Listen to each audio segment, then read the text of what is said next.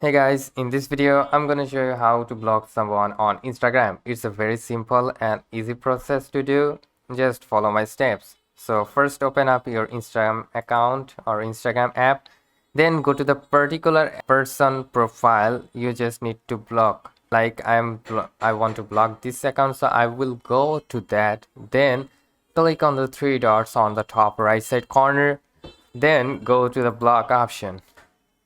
In the block option, you will see two options. If you want this particular profile, then you just need to select that this person can have two or three or multiple accounts. If you want all of them blocked, then you can select this option and click on block. Then this particular account is now blocked in. That's how you can block someone on Instagram.